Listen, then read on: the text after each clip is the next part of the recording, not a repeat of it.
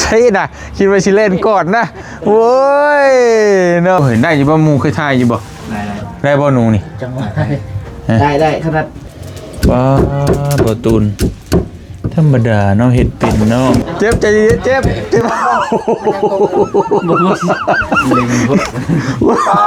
โอ้ยใจเย็นบัดนี้ลาวใต้พี่น้องเอ้ยได้แล้วสากว่าบักสิไหนเบิดเอาข้างหน้ามันสุกก็เลยมาปวดบ่เห็นเอาอีกแหละหายไปซ้ำใดซ้ำหนึ่งก็ได้แน่นอนเลยนี่น้ำปลาเยอะงั้นน้ำปลามาทิพย์ครับหรือว่าสิญญาณครับนี่ได้อะไรบ่ได้ให้บ่เชื่อเอาคนเดียวเบิ้ลเลยบ่เบ่งเลยบ่เบ่งเลยบ่ทำไม่เท่าว่าอย่าเข้าไก่เบ้าเจ็บนะจ๊ะเดี๋ยวบ่กินคำนึงกินได้เอานี่เลยเนาะบ่ผิดทิศบ่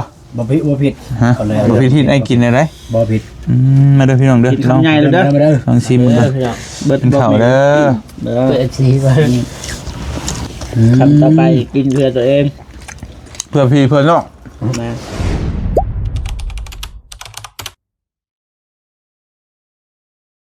ดาวแค่เอาว่าเอาพี่น้องมาฮอดแล้วบ้านนี่เนาะฮอดแล้วเด้อเห็นกาแฟแบบนี้เนี่ยแม่นโดดพี่น้องกองอยู่นี่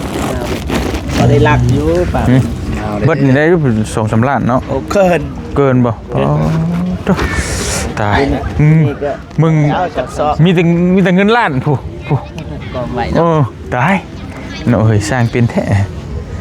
ฮอดเด้อพี่น้องเด้อสบายดีอยู่ดีมีแห้งเบิดทุกคนฮอดแล้วบ้านอาหังปากกันมายังบ้านนะมุ้ยคนบ้านนะทุกคนโอ้นี่นั่นบ่เหนื่อยเนี่ยโดยไปสันเก็บเครื่องเก็บของเฮ้ยบันนี้ลงทำยังไงวะเราจะให้แน่นอนเอาลงมาเก็บเครื่องเก็บของก่อนโอ้ย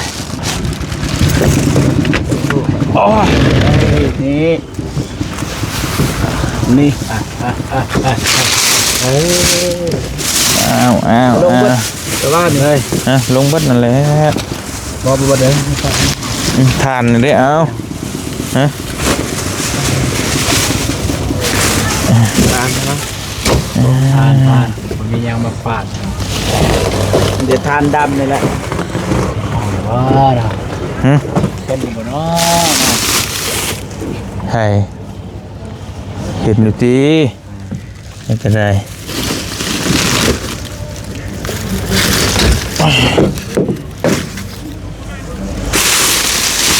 เครื่องเอาลงเลยประตูเลยฮะเอาเย็นวะเย็นวะชิวหนีเลยไปบัดซองป่ะเอาเนี่ยมันแหละของน้องคนบัดซองคนกุ๊บแล้วก็พักอยู่ในหันเนาะอันนี้ไพ่หันแลนด์ไหมไพ่เฮ้ยแล้วเนาะแลนด์มาเลยบ่ใช้เบิ่งดูจื้อบ่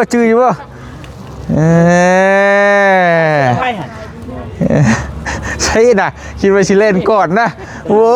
ยเนาะก่อนเกินเนาะเท่ว่ากินฮอดบ่แม่นเลยเนี่ยแต่ว่าได้ยินน้ำโทรศัพท์คือว่ากินฮอดแห้งนึงบ่แม่นตินี่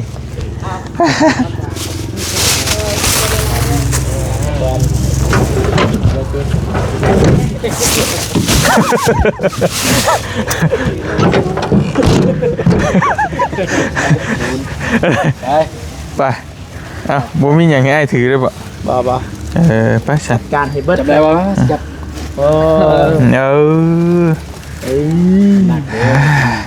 สุภาพบุรุษจ๋าเลยบางคนเนี่ยเด็กคือมองเบาจ๋าเลยมาเดี๋ยวด้วยไปรถน้องนักนะเป็นยัง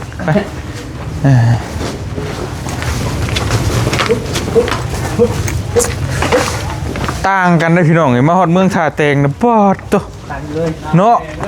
จุดแข็งอ่ะอยู่พุ่นมันบ่ได้หนาวปานนี้โอเคฮอดแล้วเอาผมดูเพราะว่าผมยังได้ยังมาฝากจับต้นเบิดทางบนนี่มันว่าสิเอาเมื่อย กไม่ให้เบิ่งซื่อ แม่ให้เบิ่งซื่อ เป็นตลกเนาะ นี่เด้อทานน้องว่าจะได้อีหยังก็ได้น้องว่าอีหยังก็ได้อันของฝากฮะก็ได้ซื้อทานซะแม่นโอ้อันนี้มันในเตียงมันซื้อมากินกันยากอยู่นี่ก็ดีได้เพราะว่ามันต้อง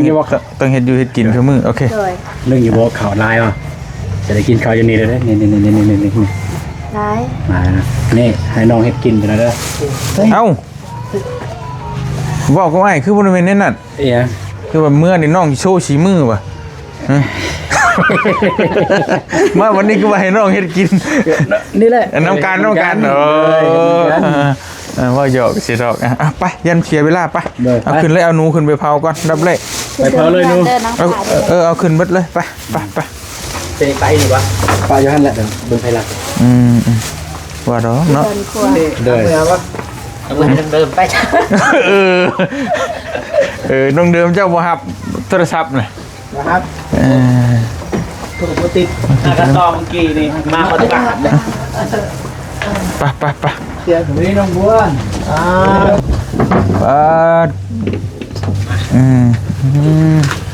ต่างคนต่างโซ่สีมือนะนั่งอยู่นี่นั่งอยู่นี่ก็อุ่นดีเลยเนาะเฮ้ยโอเคได้เรื่องคุ้นๆนะเฮือนนี่นะเผาเลยเบาเจ็บไอ้ก้อยว่ากับเมนูเด้อไปซื้อนูมาแต่เมืองกะลึมนี่แต่บ้านอารองอันนี้นูเบาเจ็บซื้อบ่เสื้อขับไปเบิ่งในคลิปไอเตียงคนจ่ายเงินไฟชื่อก็บ่สำคัญสำคัญให้มันแล้วสำคัญนะให้มันเฮ็ดกินมันแซ่บๆพ่อกินข้าวแล้วก็มื้อนอนไผนอนมันมาอันนั้นล้างกันบ่ดูบ่ได้ไผสิได้เอาเลยบ่ล้างแล้วก็ล้างเผาแล้วจังล้างโอ้สูตรโอ้ยเป็นสูตรมันก็นั่นนี่ให้ตี้เผามันเปียกเลยเพิ่นเฮงบ่อยากให้คนมันใหม่สูตรเฮานี่นะบ่เผาโลดเผาแหละแต่ว่าเฮ็ดชื่ออีกสูตรนึงกันนะเพิ่นเอาน้ำผึ้งลอกออกง่ายอยู่อันนั้นแต่เฮาก็บ่มีน้ำผึ้งก็ได้โอ้บ่เฒ่าได้คักว่าให้ลูกเคยตั้งเราให้เจ้านี่หั่นใช่โอ้เราเอาให้ก็ตะหึงนะก่อนหมู่นะให้ก่อนหมู่อีกบ่ก็ทีนี่ฮะเสือกมันยังก็ออกเผาเลยแล้วมันก็ออกดอกเอาจุดมันสิติดมันสิได้บ่เห็นได้อยู่บ่หมู่เคยทายอยู่บ่ได้บ่หนูนี่จังหวะได้ขนาดอันนั้นยังบ่ได้มันพิษอยู่ได้ลองเบิ่งอ้ายสิทายไกลๆเอาได้ลองเบิ่งมันเป็นยังอันนั้นเคยอันนั้นเด้เอาตอนซับจังหน่อยซะซับเฮงติ๊กบ่ไหวแม่นซับแฮงบ่ได้แม่ขนาดไอ้เตียงยังบ่มั่นใจนะเฮาแฮงแล้วแหละมันเคยมีนะคลิปมา6เดือนก่อนใช้คนเฮ็ดแซ่บได้เคยได้กินแม่นบ่แม่นกินอยู่ไสกินตอนอยู่เฮือนนะคือน้องว่าเราเฮ็ดก้อยปลาเราบีบนี่มันออกทางนี้มาเซฟเอาหมู่กันกินมันนัวบ่น้ำนัวอยู่กับน้ำนัวอยู่นั่นเราบีบเนื้อปลามันออกทางนี้นี่บีบผักหญ้าเลยแล้วก็อันนั้นพวกย่างเข้าย่างตู้หน่อยมาลิ้นคือว่าขี้โวยมาลิ้นมาลิ้นนี่หนูบ่มาลิ้นนี่สิบ่เราถามมาเฝ้าหยังเราให้เขาปรีเราบ่เอาต้องค่อยว่ามือนั่นโอ้เนาะบ่ได้เมื่อบาทเลยเอ้ยเอากำลังเผาหนูก่อนจังได้จังหน่อยพี่น้องเอ้ยเฮาบ่ได้เมื่อบาทเลยนะมาแต่หันก็พี่น้องตอนนี้ก็กำลังเอาทานใส่แล้วก็เสียหนูมาปิ้งเฮาก็บ่อยากไปถ่ายใกล้ๆปานใดมันอย่ามันต้นคนล่างเด้อนี่เด้อเอาโปรโมทให้แล้วกันเคยไหม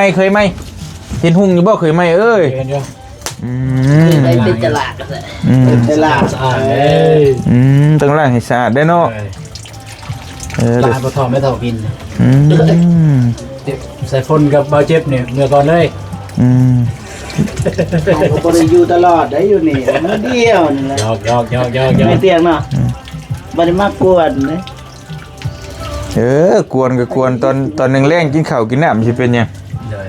ตอนดึกผู้เพิ่น แอ้งันนี่มาหัวใจแต่โดน ก็ แต่ จะ ช่ว มาง กวนเนาะนอนก็จะมากวนแล้วบัด ตัว กดตั้งนอนเลย ควัน มันหัวใจวันหัว ใจ ใจ บ่ได้ แม่นบ่ พัดลมทัน คักเนาะ เฮ็ดสุดเอาเลยพอแล้วบ่มาทางนี้ตัวเคี้ยวเลยน่ะ อันใด เคี้ยวแล้ว สลอง สลองยังไง คลิปมาแล้ว เอ้าคลิปยัง คลิปที่ถึกลบมาแล้วละเคี้ยวแล้ว ไอ้ลงไม้บ่ บ่ยืดอุทธรณ์ ยืด โอเคอยู่นี่เด้อเบาเจ็บใส่เด้อเปลี่ยนเด้อ เล็กปีกมา เราฝนเคยเก่าเบิ่งได้อยู่หั่น ก็ เป็นเคยไฟบาด ไป นึง แล้วไปอยู่ด้วยกันเคยไปเลยผมว่า เคยไม่ใส่บ่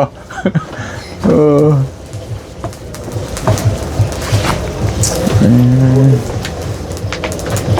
เคยเก่านี่กินได้แล้วอะไรเมื่อ และขวาที่หนึ่งคนสุดท้าย ที่หนึ่งคนสุดท้าย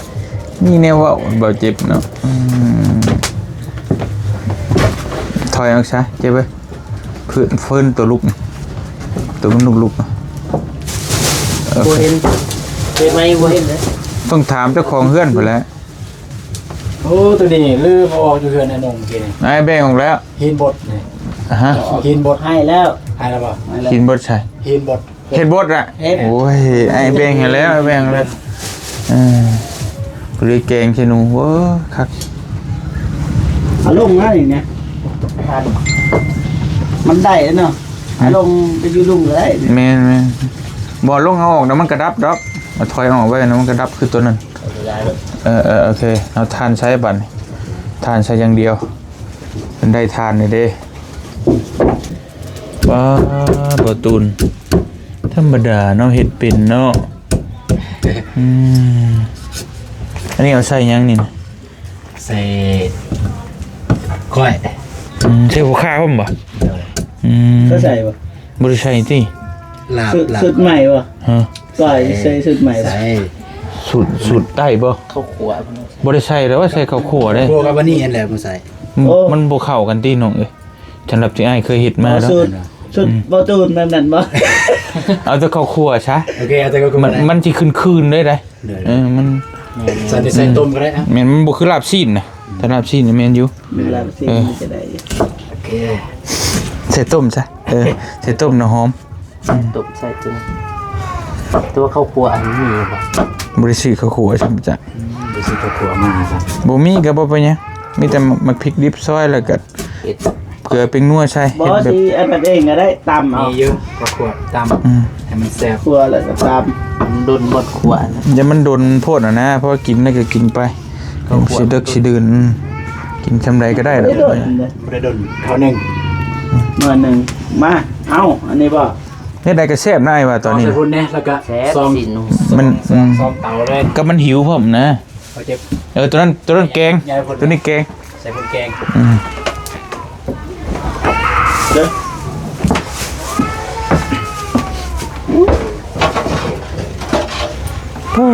ผู้บ่าวเฮ็ดกินพี่น้องเอ้ยมาเบิ่งน้ำกัน พิดสูตร ผู้บ่าวเฮ็ดกิน เป็นสูตรบ่ บ่เอาทานก็ได้น้องใช้มันจังบ่คัน ใส่ทานเลยเชียงบกวัน ยืดขาตัวติก็ซะ เคียมออกก่อน บ่าวตูนโซสีมือ นี่ออกเลยบ่ออกรถละออกเลยกันเลยบอกไปใส่ ตึกเลย ผู้ทาง โอ้โหได้หนีแล้วประจักษ์ ไปหาเล็กปิ่งบ่ ค คำบ่มีก็แกงบ่ได้บ่ได้ยากเด้ แกงเอามาก่อยกันนะ มีสั่งทานอีกวันนี้นอนดิเรียนวิชาได้นี่สั่งไฟหามแตกก็ได้โอ้พี่น้องเอ้ยเรียนสูตรมันได้จังหน่อยอีย่า แล้วว่าสิไปหาเด็กๆบ่ น่าจะอ่านแล้ว บ่ได้บอกหยังเลยเด้ ที่ไปเรียนกับเด็กปีกันเลย อืม เรามีเด็กปีมันมีเรียน ไปไปซื้ออยู่สาแตงผมจัก มีหลังก็มาเห็นเลยนะ โอ้ยมันสิต่อตาแล้วบ่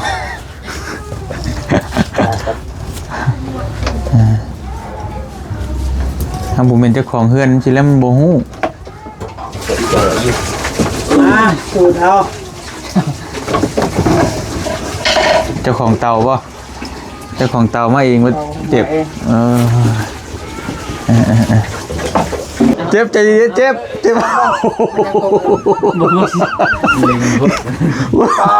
โอ้ยใจเย็นมึง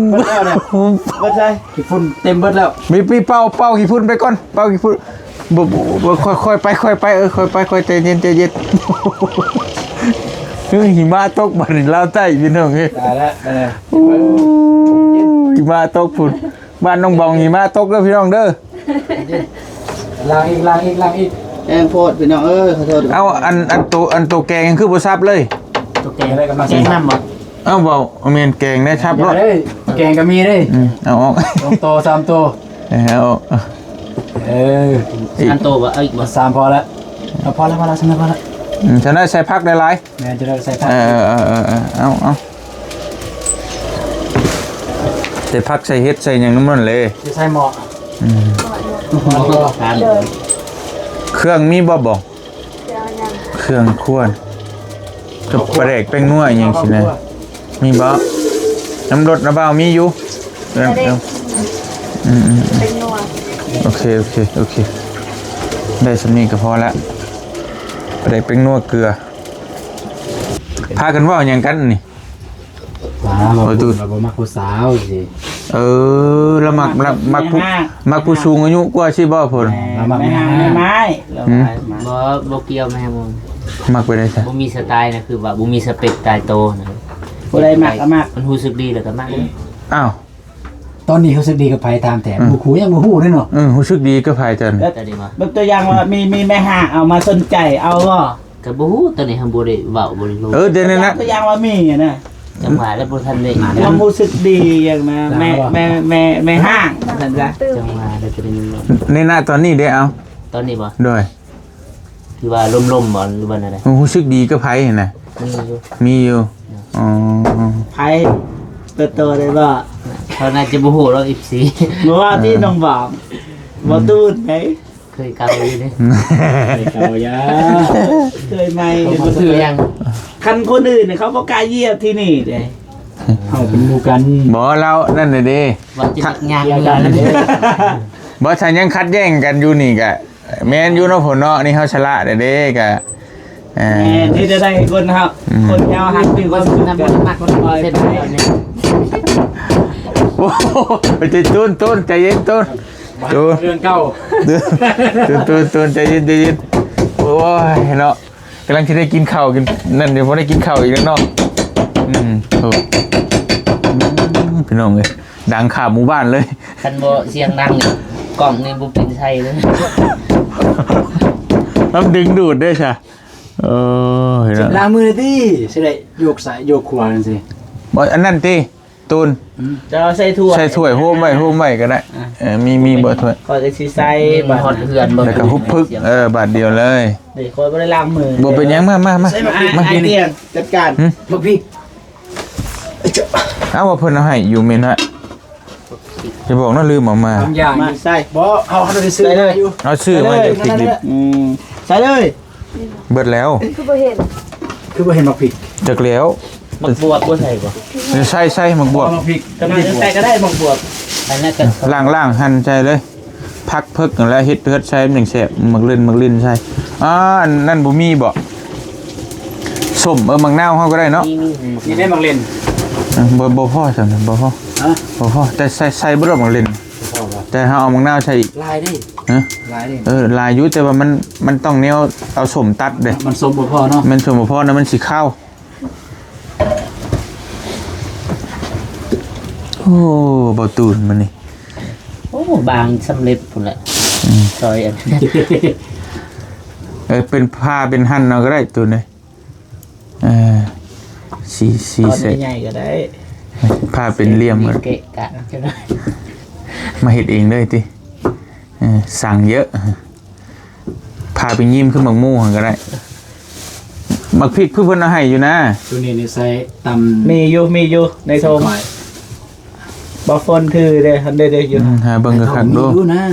คนให้อยู่ บ่แม่นเลยนี่ เอาถ้วยนี่เอาถ้วยเอา นี่นะมันสั่นบ่ฟนรัก เอาบัดนี้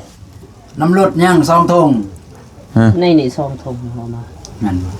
3พุ่น3 4พุ่นน่ะ เบิ่งดีๆเด้อ มีน้ำรถนะ เบิ่งอีก น่าจะเป็นน้ำรถอีกพุ่น ไปเบิ่งในรถซั่นนะเดี๋ยวอ้ายไปเบิ่ง เด้เขาขวดบ่สิไปเบิ่งเอง ไปเลยป่ะ ใส่เลย เลยไปเลยใช้เลยป่ะ บ่แม่นบ่น่าจะเกี่ยว โย บ่น่าจะเกี่ยวทงแต่อ้ายนี่เป็นคนยัดลงเองทงมักแตงนี่บ่หรือว่ามันเหี่ยเบิ่งดูบ่ฉันก็มันเหี่ยออกฮะ พี่ลี ถามหา พี่น้องบ้านทางเก่า พี่น้องเรียก ไม่ ว่า ได้ซื้อพ่อแม่หรอก อ้าวไผสิไปเปล่า ขลัม มีกะลำ ซื้อบอกซื้อพ่อเฒ่าแม่เฒ่าเจ้าแบบว่าสร้างมา เป็นยัง เป็นหยังบ่ ไปเปล่าว่า ลี่เพิ่นจักอยู่ เป็นจักคนบ้านนาฮังที่จริงน่ะพ่อแม่เจ้าจักตอนนี้บ่มั่นใจแต่ว่าตูนเว้าเพิ่มเติมตัวนั้น แต่ว่าเขาฮู้บ้านนาฮังอะนะในบ้านนาฮังไหม มาตื่นมาเพิ่มเติมกัน หัวลีบ้านจ้ะ แต่ว่าพ่อแม่เจ้าเขาบ่ฮู้ดอก คล้ายๆว่าเป็นบ้านเก่านะเนาะมันก็เป็นห้องอยู่อันบ้านเฮาชื่อนี่ก็ห้างบ่ แม่ แม่นบ้านนะฮะ ข้าวตะกี้บ่และอันนี้เป็นบ้านไม้เนาะ ทำไมเป็นบ่อเฮือนไม่แต่ไม่ไหมที่ว่าบ่คนรักแล้วรักบ่ได้มา คนสิรัก กระเทินนะเขาว่าเบิ่งน่ะเจ้าก็บ่กล้ารักบ่ โอ้ คนฆ่าเลยคนท บ่จักสิไปใจปานใดเด้ เฮ็ด ำแม่นบ่ อีกแล้ว อยู่เพื่อนเฮ็ดอยู่บ่ตูน แต่บ่เป็นก็บ่ ว่าจะถามว่าน้องอยู่เพื่อนเพิ่นเฮ็ดกินอยู่บ่ ไป น้องน่ะ โอ้เฮ็ด อ๋อ เลยต้มมี บอสเฮ็ดอยู่เฮือนเนี่ยเฮ็ดข้างข้าวบางครั้งบางข้าวแต่สมัยเฮียนตะกี้เนี่ยก็เฮ็ดตลอด เป็นต้มมีนะบ่มีแนวกิน อ๋อมันเนี่ยไปซื้อน้ำตลาดซื้อของเด็กมาแล้วก็มาแต่งกิน โอ้ยว่าอยู่เพื่อนบ่ได้สู่เฮ็ดมันพิเศษได้มาเฮ็ดให้กินโอ้ใจน่ะเจ็บใจเย็นเจ็บ หายแล้วบัดนี้เป่าลูกได้ นะตามมา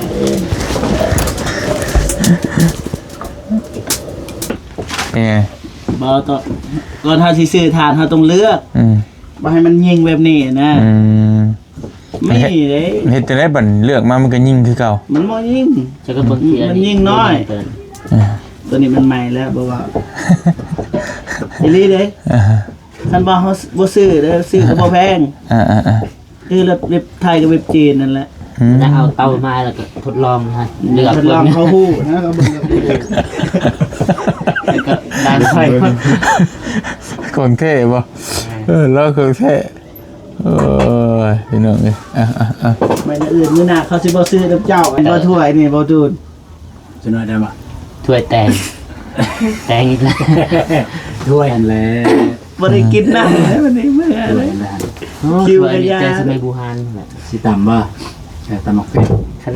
สปอยจีนนี่โอ้ โอ้ยกอยู่ได้สิลาย เว็บเก่าแก่นะสมัยบูฮานสปอยจีน โอ้ยกบ่นี่ บ่มียกอยู่ได้แต่ว่าลายแบบอันนั้นสมัยสุกแล้วได้นั่นแหละได้แล้วเนาะ รัฐสม จังหน่อย สักครู่ยังบ่สุกปานใด ฮะสากว่า เอาซั่ง บักสิไหนเบิด เอาซั่งหน้ามันสุกก็เลย เห็นไปซูนได้ บ่ได้เด้สำหรับไม้นะสัตว์ป่าได้กินเบัดมักก็ฮอกกระเตงมักเห็นก็มักบ่กิน เคยชิมอยู่นิดนึงแต่ว่ากินแต่มันบ่แซ่บปาน เกลือหนึ่งคือกัน กินเบัดหมาแมวกิน กินบ่ กินตะกี้พุ่น ผัวปิ้งแมว ตะกี้บ่ชิมนะเพราะแม่นว่าแบบชาติเฮามักกันนะคล้ายๆว่าเฮาจะให้ฮู้นะชาวคาตะกี้ได้แต่ยังน้อยผู้ เสือ แบบว่าเฮ็ดย่าง อยากอยู่ เนาะ เสือซาก บ่ยังบ่ฮอดขั้นนั้น งู กิน สวยเนาะ แม่นตะกี้ได้เว้าตะกี้ได้ เนาะ แต่ข้าวเดี๋ยวนี้ตะกี้เด้อตะกี้มันไอ้กินเบัดงูยังเปิ้นกินเบัดแต่ว่าเดี๋ยวนี้นั่นมักที่สุดก็คือหนูกับพวกกระหอกกระแตสัตว์น้อยสินะ แถวลาวนี่เขาบ่กิน แม่นประมาณนี้ลาวๆนี่ เขาบ่กินในกี่กระเดือนนะแต่ประเทศจีนเขากินเนี่ย โอ้ยอมแล้วตัวน่ะเฮ็ดน้ำบ่ได้ บ่เขาคือเขามาเฮ็ดในบริษัทอยู่นี่นะ ตามเห็ดเป็นยาได้ เขาตากแห้งตากแห้งเพราะว่าเขาล้างมันสะอาดแห้งอะนะเขาก็ตากวันนี้เขาก็อบมันจะกรอบจะกรอบ โอ้โหน้ำลายแตก ปวดหาครับ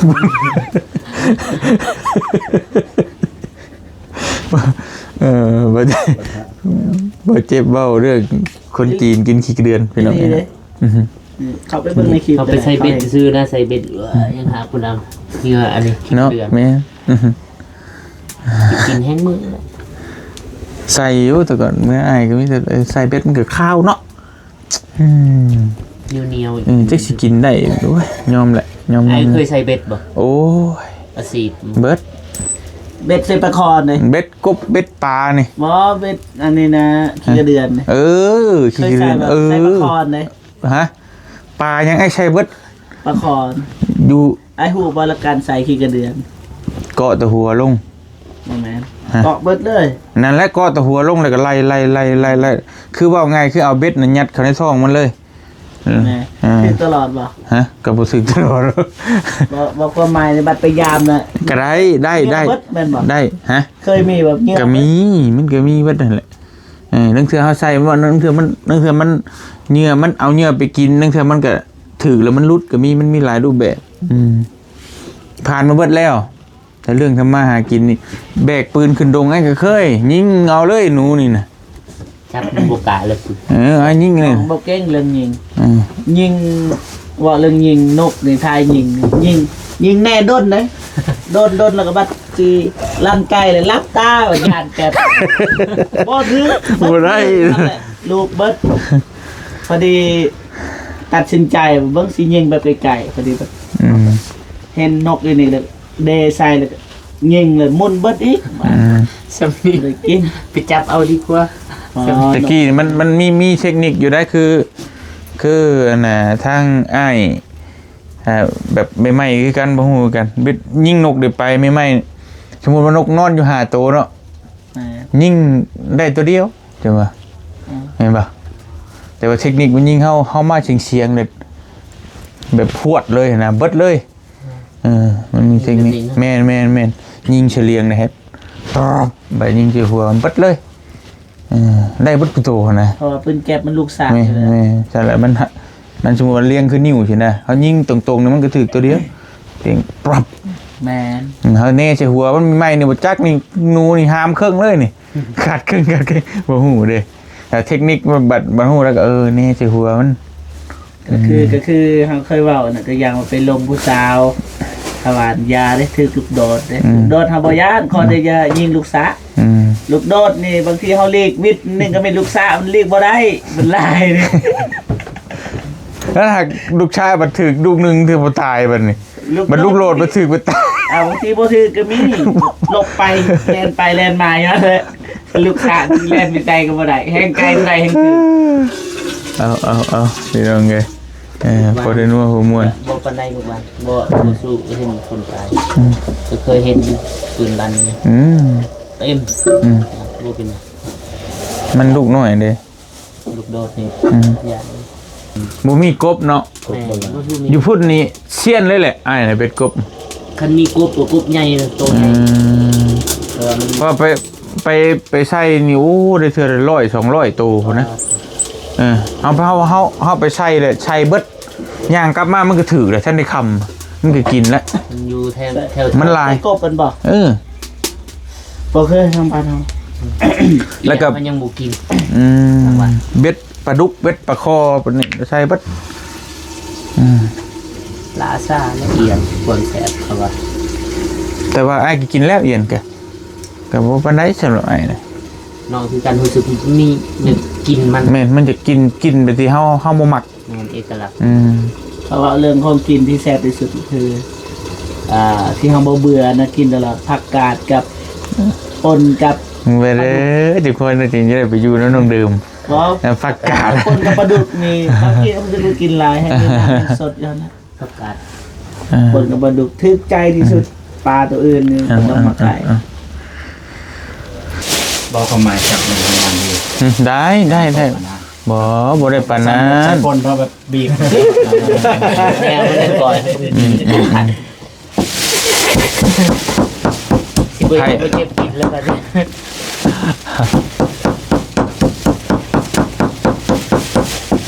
มักบวบเราเห็น เอาอีกแหละหายไป ซ้ำใดซ้ำหนึ่งก็ได้แล้วน้องเอ้ย ทางนี้สุก ซ้ำใดซ้ำหนึ่งก็ได้แล้ว จำหนึ่งเนาะ แม่น โอเคได้ ทางนี้สุกเลย แม่นได้แล้วเฮามาคลุกเข้ากันทำได้สำหรับอยู่บ้านอ้ายดอกบ่แม่นเอาละเอียดได้ไปเบิด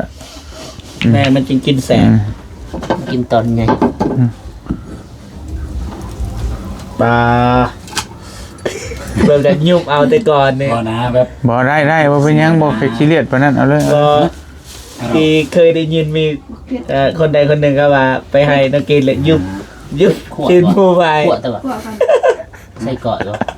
แมนขวบมันบอก ขวด ขวบแล้วแต่ป่ะ อันไหน เผ็ดขวบมันน่าจะ แม่นเดี๋ยว จะได้ เอาไปเลยก็ได้ผลนะน่าจะสุกแล้วล่ะ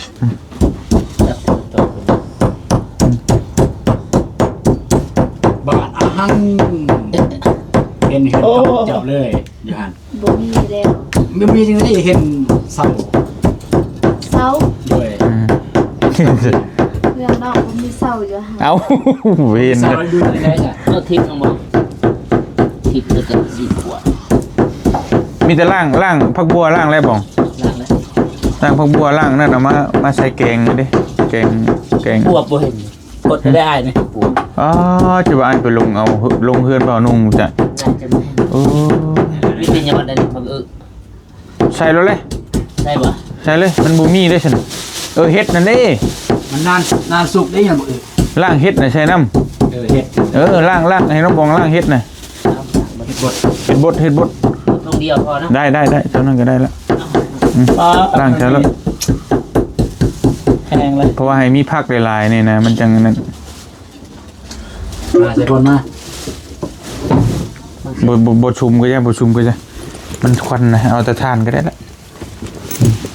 ฟืนนี่อยากยอมเลย มากินด้วยใจ หัวใจนิดนึงมีไหม นี่เลย อยู่ว่านะกินข้าวอิ่มก่อนเว้ยเดี๋ยวฉันไม่ได้กินข้าวกินน้ำอีกค่ะโอ้เห็ดเป็นเนาะประตูนเนาะ เป็นคุณเบาเจ็บจะเป็นแกงแล้วเป็นอยู่กัน อายเบิ่งนี่ คุณ มินเปิด แพงครับ ตัว บอกว่า ตำเจียว จับโอ้โห เบิ่ง ให้เบิ้ง จับเบิ้งเบิ้งจะได้กระดิกตา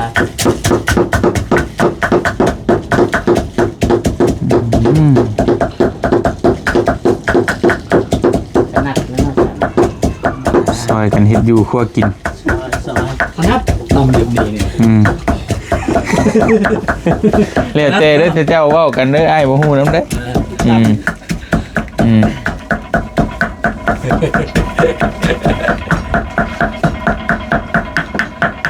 รักเห็นมันติ ปีหมุนนะบ่โอ้ไวดิ ใส่ตำแบบจุใจ สูงเลยจะทำดูทับตัว สีที่สวมโตท นี่นั่นบ่เจ็บ เป็นอะไรเจ๊ เขียนหุ่งอยู่บ่ล่ะ เป็นอะไรมืออื่นไปใส่มืออะไร ำทีนี้ไอเตียนคลายคลิปอยู่ยังไปลมอยู่ เอาการรถธรรมชาติบ่เป็นหยัง ลงกันเลยนะไอ้เนาะ ว่ามือ ใส่กระหม่ เก่งใจไอ้แน่ก็ได้ กระหม่เจ็บ คือที่สิอยู่ เจ็บ มีเนี่ย ใจเย็นๆนะ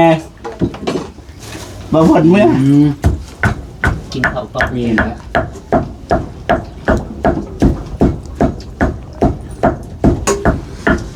บ่ายออกว่ะ ได้เป็นหยังบ่เป็นหยัง ธรรมศาสตร์เนาะ ให้สิมาพี่ อยากกินซิมือไอเตียน นี่ ยูทูบเบอร์จากลาวกลาง สุดแล้วบ้านนี้ บ่พ้นเลย เอาจองไหม เตียงยูทูบเบอร์ลาวไต่ จองมา ไปลง จองอาจารย์ หั่นมังนาวให้ เอาแล้ว นาว่า เด้อยูทูบเบอร์ลาวกลางลาวใต้ รวมกัน มาสังหารนู เอ้ยบ่มี บ่ได้สังหาร ซื้อ ว่า ซื้อตัวตาย ไอ้คิดจะฝากพี่อยู่ตัวหนึงไอ้บอกอย่าแหวไปปล่อย เอาไปปล่อยขึ้น บ่ บีบ แก้เสื้อให้ไอ้สิเปาสิซื้อไปปล่อยมา บ่แม่ตู้หันบีบปัญญาให้เฮาซื้อ แม่นเราคิดว่ายันเฮาบอกว่าเฮาบังคับให้เราบ่ต้องค่าชัดแหละตัดเอาไปปล่อยซื่อๆนะปล่อยละละนะเรายันบ่ได้เงินมันเลยเราใส่รถแกะ บีบเลย อุ้ย น่ากินเลย บ่เจ็บน้ำปลาอยู่ อย่าน้ำปลามาทิบ เป็นบ่ คันมันมีอยู่หันกับยูทูบแม่นบ่ บุญนี่ไง น้ำปลาลืมบอกน้ำปลาอยู่สวน น้ำปลาอยู่สวน อยู่เที่ยงสวน หลังรถได้ไปถุงยังซีบเนี่ย บ่มียอม มีอยู่ถุงมันมีถุงยังชีพถุงนึง แดก แซ่บไป ยัง ต้องมาด้วยศพก่อนนี่มันแบบ นี่ครอบครัวเด้อ โดยซอยมาอีก ซอยอะไรมักนาวบ่ มักหนาวซอยมาลดเดี๋ยวจะใส่ต้มน้ำนี่ยังผสมอันนั่นได้เจ็บ ด้วย เป็นงัว เป็นนัว อยู่นี่เด้อ เป็นนัวเฮาบ่ฮู้เลยมีแต่ประมาณเอาตัวนี้แหละนะ แม่นนั่นแหละ ต้ม ก็ว่าแล้ว ประมาณได้ผู้เจ้าของก็อยู่นี่ อ๋อเฮาไปจับเลยอ่ะบ่ฮู้เลย นั่นมันเป็น ไผก็พาเว้าแบบนั้น ฮะ ไผก็ ตามไอ้เกียร์ ผู้เฒ่าสลี่ เราสิดี เราสลีแล้วมักว่า เฮาสิจับประเด็นในคลิปเฮาแหละเบิดมื้อนี่ว่าแต่ก็ลืม นั่นมันเป็นเอาลองไปสัมภาษณ์แล้วแม่ เป็น แล้วว่าแบบนั้นบ่ได้ อธิบายปุ๊บ เราอธิบายสมมติว่าเรื่องราวมันเกิดขึ้นแบบนี้เราอธิบายจบเลยแล้วปิดท้ายจบว่าในนั้นมันเป็นเรื่องราวมันประมาณนั้นนะไอ้ก็เลยแบบรู้สึกว่าหมักนะคำว่าของเรามันขักก็เลยเอามาเว้าเลย ประมาณนั้นดอก ซิมือบาดเตียงทำเองวันนี้ ขี้มือดีแล้วจ้ะ กินไม่ได้ครับ กินไม่หมด บ่ใส่แล้วน้องบองเฮ็ดทัน มันบ่สุกพร้อมกันจะเลยมันสิเปื่อยบอกคำแรกแล้วก็ซุกอยู่ ได้แล้วพอสุกเลย สิสุกเลยทางนั้น เพราะว่าน้ำ กันจะใส่ก็ใส่นี่น้องบองล้างแล้ว ทันบ่คิดว่าใส่ได้ ไอ้ยังกิน เฮ็ด กินบด เฮ็ดบด กระยาแล้วบอกไปใส่ได้ไอ้ เอาไว้เฮ็ดกินมื้ออื่นเดี๋ยวลงมากินทำ มาใส่มาเตียงมา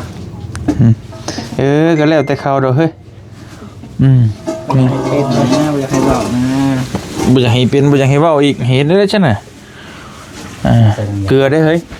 เกลือป่ะ เกลือได้เจ็บ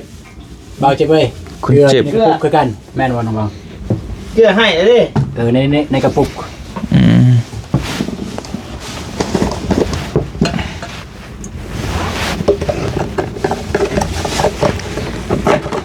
มีอยู่นะบวงบ่เจ็บเอ้ยเบิ่งน้ำบวงทางนั้นนั่งเบิดหนึ่งยืนเบิดหนึ่ง โอ้ผมกินกินได้ ขึ้นไปเห็นไปชอบของกินเขาอีกบาทนี่ ก็สิมีอยู่นะบวงบ่ล้างแล้วนั่นบ่ อยู่บนเล่นกันเลย เห็นบ่โอ นี่ เค เปื่อนเบิดเลยผมเลยล้างอ้าวล้างเลยประตู โอเค อันเดียว โอ้ของกินแซ่บได้ ได้ บ่ นะ บ่มีบัว บ่มีว่าบวงอยู่กันเจ้า เปลี่ยนสุดยอดไหนยังสิเฮ็ดบ่เป็นฮะมันยังสิอายเฮ็ดบ่เป็น เอาเหรอหรือว่าสิยางขามทุกคนยาได้ ได้บ่เป็นหยัง มียังสิครับเสียไปเอา บวง อยู่ใส่ คืออะไรตะกด ถ้าเบิ่งขนาดน่ะ เดี๋ยวสิ แถวปานเด้อ ฮะ แถวปาน เธอป้านให้บ่เจ็บเบิ่งให้เลยซะ อีหยังคือปาน เบิ่งบวงอยู่หั่นเลย นี่นี่ บ่เจ็บบ่ฝนบ่ปวดบ่น้ำ บ่บ่แม่นนั่น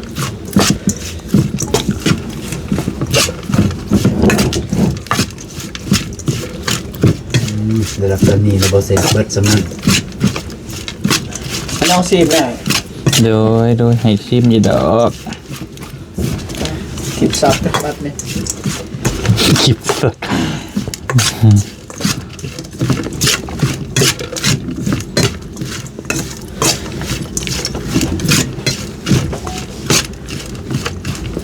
ก้อยหนูเด้อพี่น้องก้อยหนูที่บ้านน้องบองครั้งแรกที่ลาวใต้ ต้องคน พอกำลังรวบรวมหลักฐานเอาคลิปลูกตูนเดี๋ยวพอจะเอาไปฟ้องลูกบอล เนาะ ตูนระวังดีๆงานนี้ลูกตูนมีหนาว นี่เป็นอะไรบ้าง หนาวจะโดน เป็นอะไรบ่าวตูน จากหลักฐานในอย่างเนาะ มันก็มีและเพิ่นจังเว่า นั่นมันเป็น ในนั้น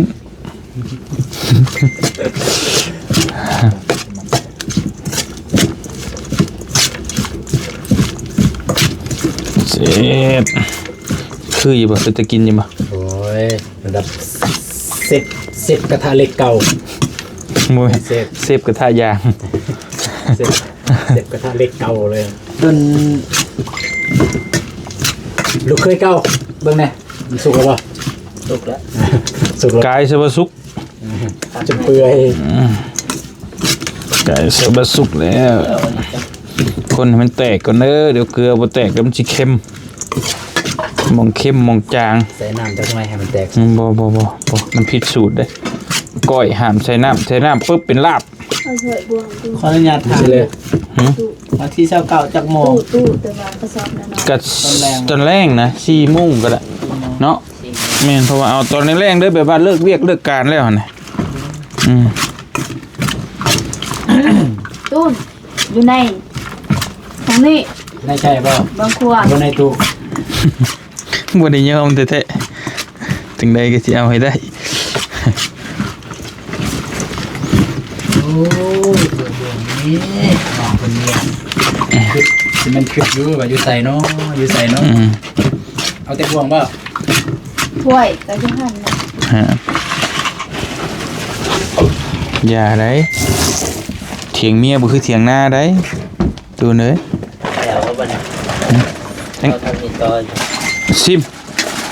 ทิ่มบ่เจ็บ เจ็บเอ้ย บ่จุกนี่สิ บ่เจ็บลอง บ่วง เอาบ่ เอาบวงก็ได้นะ ยุบรถบ่เป็นหยังดอก กันเอง มา บ่เข้าปากไผปากเรา บ่วงนะน้อยบ่เอาอะไรบ่ ก็ซับซิมมัน โอ้ มีสิทิบอีกทิมมันยังน่ะ มีการสะบัด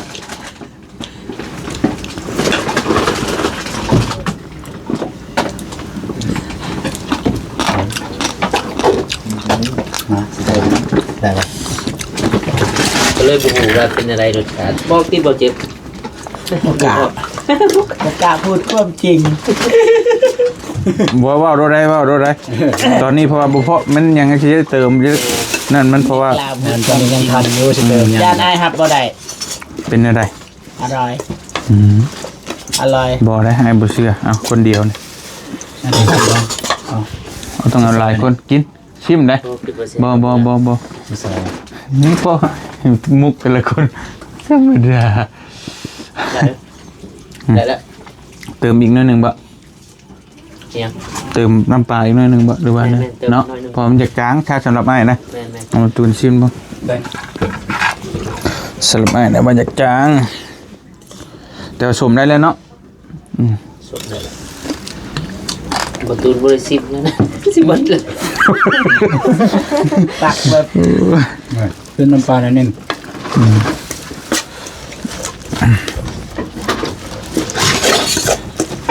โอ้จะน่าไปงานกัน ยังบ่ได้อันจำบ่ได้เจ็บ อันนั้นอยู่ยังเลย บ้านเฮาบ่ แม่ บ่ได้ เรื่อยเดียดนะ เออ เป็นซีในหูเบิดเดียดมือกล่องก็เจ็บแต่ไปกับบ่ฝนเราไปบ่ได้เมาหลด คิดว่าใหญ่บ่ได้ บ่ได้ยอมเลย อีกคนตกขี้อยู่หนอกเลย ขี่อยู่นอกพอดีฝนก็ตกบ่ไปเลยตั้งแต่นั้นมาคันรถจักรขึ้นมาไปรถใหญ่บ่ไปเอ้า เราเมารถบ่ เมาบ่ได้เลย จานมันเปื่อนหมดเลย ต้องใส่หน้านะ ชุดตัวนี้ละอีกรอบพ้น เอาอันนี้เลย อันนั่นเลยป่ะ โอ้ยเค็มไหม ได้แล้ว โอเค หักแล้ว โอเคเนาะโอเคเนาะโอเคเนาะ ไอ้จะไปแบบกับกิงนะ บัวบัวท่านไหนบัวตัวนี้บัวท่านไหนว่าตัวนี้จะได้ปรุงบักฟุด ได้ผักบ่พุ่น เป็นนัวเครื่องบวง พนอก็มีได้บ่พุ่น มาเลย ได้กันเนาะ มี เอาใส่จริง บ่สิไปเบิ่งให้ จะใส่เกลือลายเลย ให้รถ กระจายหน่อยสักที จะสิ เปไว้ยัง น้องเบิร์ด มารถนะน้องเอ้ย ย่างนั่น ยังมาเราก็ได้บ่เป็นยังอ่ะ จมหน่อยนะ เอาอยู่เฮือนเขามันก็มีเลยไปเขาห้องนอนมันก็มีเบิดเลยเนาะเบาตูด เย็นบอก เห็ดตลอดนะ ใส่ขนม เห็ดตลอดนะเห็ดมากินเยี่ยม จักคิโลได้ดอกน้ำบ่ทันอาบ เอาพุ่น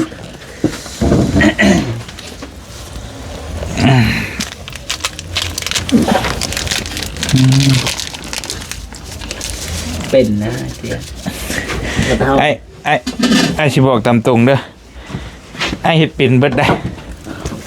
แต่ไอ้บ่อยากเฮ็ดอีหลีแต่อยู่ไทยไอ้ก็อยู่ในครัว 19 เฮ็ดบ่แม่นว่าแต่ผู้ช่วยแต่เฮ็ดเป็นเบิดทุกอย่าง เนี่ยแต่ว่าซ้ำ ผู้ชายนี่ นี่ เป็นเด้อผู้ ทำ ซอ เซ็ ย ตกันเลย นางเข้มมาเด้อ บ่อะไรได้ละเสียบเพื่อจะจีนังเข้มอีก เอาอีกแล้ว เป็นอะไร อิ่มนี่ เป็นอะไร เบาจะ เป็นสบายกระเทือนด้วย แม่ละว่าพี่พร้อมไหมแม่จะพร้อมแม่พร้อมแล้วบ่ฮู้ว่าพร้อมสิไปหรือบ่พร้อมนะที่ว่าพร้อมจี ถาม ปฏิเสธ ถามแม่เพิ่นเบิ่งว่า เห็นคลิปหรือยังเห็นคลิปหรือยังเห็นคลิปนั้นยังสิไปอีกอยู่บ่ประมาณนั้นนะผลเห็นได้เมื่อกี้นี่น่ะเบิดเลยเป็นนัว จะนัว โอ้โห ใส่ไปสิซิมก่อนมาพุ่น ใช่เลย แล้วพอดีแล้วใส่ ใส่เอิ้น หวาน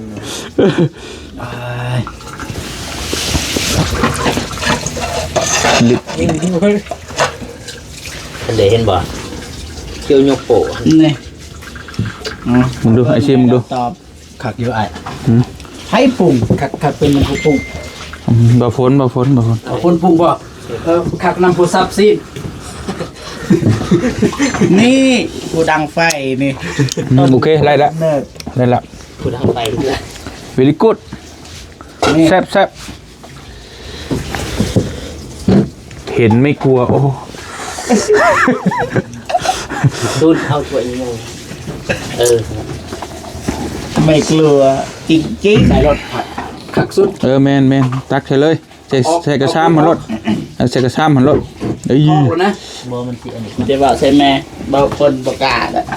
ใส่แม่ไปคนเดียวท่อนะไปบนบนยัง เอาอันนี้ลงก่อน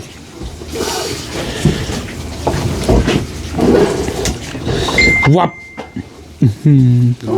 เบิ้ลเลยว่าพ่อแม่เลย โบเบงไว้บ่โบเบงไว้บ่เท่าไม่เท่าบ่ฮะ เอากินบ่ได้เปล่า แดงเสมอนี่ตักเสมอ โอ้บนโอ้ย เพิ่นกับท่านได้กินข้าวหรอบองพ่อแม่ฮะ มันเนี่ย กินแหละ แบ่งหมด เพิ่นกินแล้ว เคยไหมบูฮูแล้วเคยเก่านี่ เคยเกาไว้เพิ่นกินแล้วเคยเกา บ่แบ่งแล้วเพิ่นเครียดอ่ะเด้เพิ่นบ่อยากแบ่งอยู่แล้ว โอ้แบ่งไว้ใส่ถ้วยก็ได้ใส่ถ้วยนี่ใส่ถ้วยมันก็ได้ นี่มีอยู่เขากินแซ่บอยู่แต่แก้ว เอาถ้วยนี่คุณ ฮะเด็กกำลังพันละเมียกำลังล่าง พันตยาจะพาว่าที่ประกันแต่ ในรอบ 10 ปี บ่ย ได้แล้วบ้องมาต้องล่าง กินทุกปีอยู่นี่ ทุกแล้วของกิน ในรอบรายเดือนพี่น้องเนาะก้อยหนูสีมือเบาตูนสแนล น้ำกันอ่ะเฮ็ดน้ำกัน เบาหมดเลย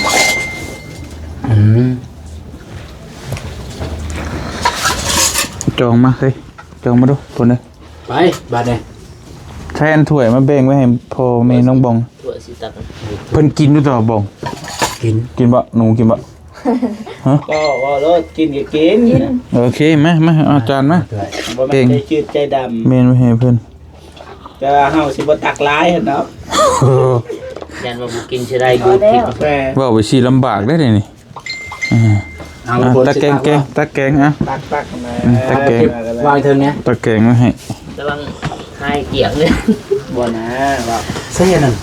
ของคุณยายว่าสิกิน กระตาดมา พอเราจะกินผักจะพูดว่า แน่นมั้ง เก่าจะพักไปจะกิน จงมาเดี๋ยว ตอนจะให้โบเจ็บซะ เอาอยู่นี่รถ ที่นี่ป่ะ กินดีเลย กินอยู่เทิงบ่ กินอยู่เทิง มันอุ่นนะโกม ดาวได้ ไม่ให้เรียกนั่งงานเลยดังไปคือ บ่ใช่นี่เด้อนั่น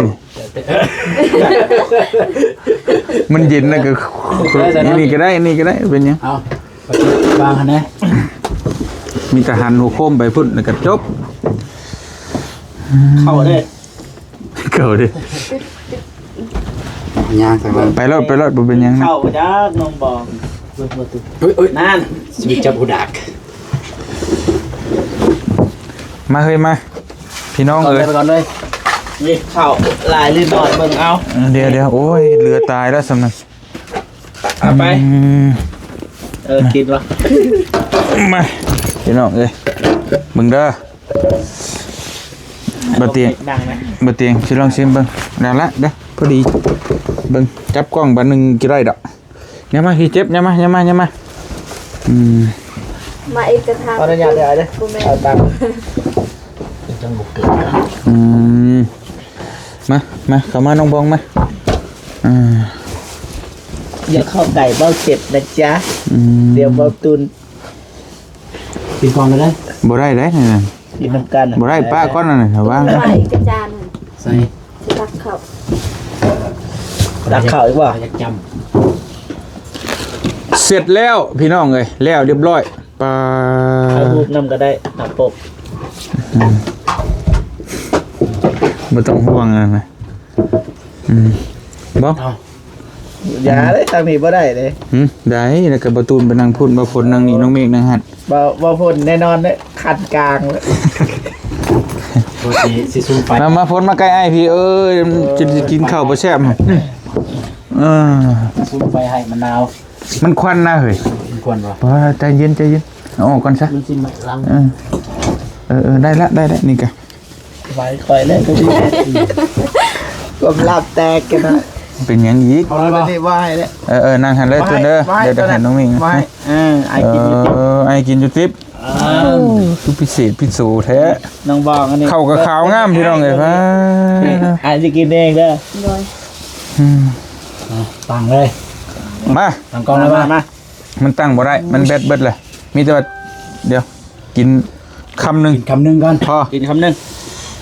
เห็นอะไรเอานี่เลยเนาะ เลย บ่ผิดทิศบ่ บ่ผิดบ่ผิด ฮะ เอาเลย บ่ผิดทิศไอ้กินอะไร บ่ผิด มาเด้อพี่น้องเด้อ กิน ลอง คำใหญ่เลยเด้อ มาเด้อ ลองชิมมัน เด้ เด้ อ อ เบิด กินข้าวเด้อ เด้อกินเรื่อยสีได้นี่ได้นี่คำนี้ เพื่อชีว่า คำต่อไปกินเพื่อตัวเอง เพื่อพี่เพื่อน้อง มา เพื่อปากเพื่อท้องเฮาน้ำ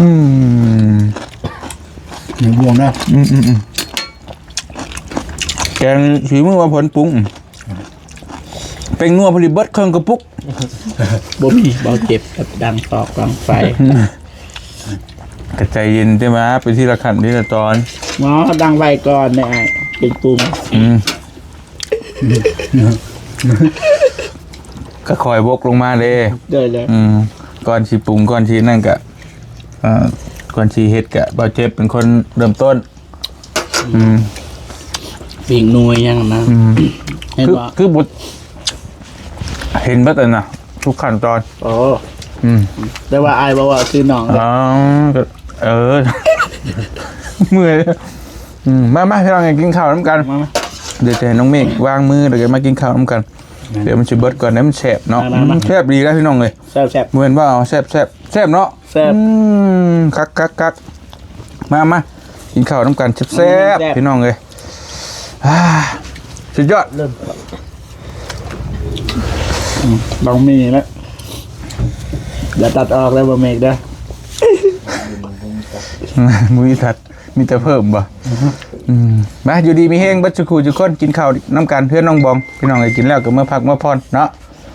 เป็นมื้อพิเศษนี่ยังบ่พ่อเพชรอยู่นะมาได้กินข้าวน้ำกันเด้อพี่น้องเด้อเนาะ ตั้งเป็นแนวนั้น แซ่บๆบัดนี้อยู่ดีมีแห้งบัดจุคูจุคนขอตัวลาก่อนสบายดีป้าเห็นบ่ไอ้เว้าได้เอาออกก่อน เอาคนเดียวเสียว